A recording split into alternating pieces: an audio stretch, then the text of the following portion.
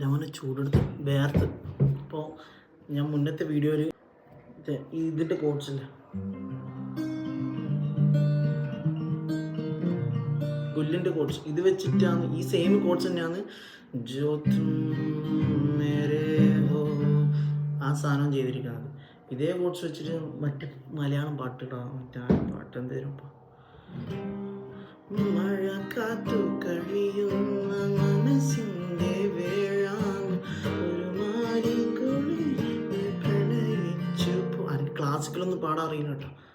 പൂതമ്പരമ്പലത്തിൽ പൂജയ്ക്ക് പോകുമ്പോൾ പൊന്നും മിന്നും നിന്നെ അണിയിക്കും ഞാൻ. കണ്ട കോഡ്സ് കറക്റ്റാണ്.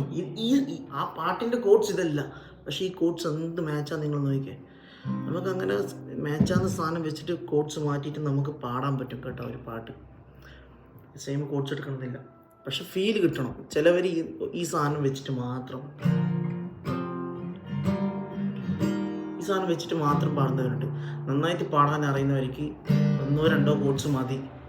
പക്ഷെ പാട്ടിൻ്റെ ഫീൽ വരണമെന്നുണ്ടെങ്കിൽ ബെസ്റ്റ് മൈനർ യൂസ് ചെയ്യേണ്ട അടുത്ത് മൈനർ യൂസ് ചെയ്ത് കഴിഞ്ഞാൽ നമുക്ക് ആ പാട്ടിൻ്റെ ഇമോഷൻസ് ക്യാച്ച് ചെയ്യാൻ പറ്റുള്ളൂ. അതിപ്പോൾ സാധാരണ നോർമലായിട്ട് മ്യൂസിക് കേൾക്കുന്നതൊക്കെ മനസ്സിലാവും, പക്ഷേ ഒരു മ്യൂസീഷ്യന് ചിലപ്പോൾ നന്നായിട്ട് മനസ്സിലാവും. അല്ലെങ്കിൽ നന്നായിട്ട് പാട്ട് ഇഷ്ടപ്പെടുന്നവർ പാട്ട് നന്നായിട്ട് കേൾക്കുന്നില്ല, എന്ന് വെച്ചാൽ അർത്ഥം മനസ്സിലാക്കിയിട്ട് ഇമോഷൻസ് മനസ്സിലാക്കിയിട്ട് കേൾക്കുന്നവർക്ക് നല്ല മനസ്സിലാവും. അത് നോർമലി ഇപ്പോൾ ഒന്നും മനസ്സിലാത്ത ആൾക്കാർക്കും പാട്ട് കേൾക്കുമ്പോൾ മനസ്സിലാവും, ഈ പാട്ട് പാടുന്നതിൽ എന്തോ പ്രത്യേകതയുണ്ട്. അത് ബെസ്റ്റ് അതിന് മാച്ചായിട്ടുള്ള കോഡ്സ് യൂസ് ചെയ്യുന്നതുകൊണ്ടാണ്. അപ്പോൾ മാക്സിമം എന്തെങ്കിലും കോഡ്സ് വായിക്കാണ്ട് മാച്ചാകുന്ന സാധനം വായിക്കാം. മാക്സിമം പെർഫെക്റ്റായിട്ട് മാച്ചാകുന്ന സാധനം വായിച്ച് പഠിക്കുക. അത് വേറെ തന്നെ ഒരു രസം വായിക്കാനും വായിക്കുന്നത് കേൾക്കുമ്പോഴും.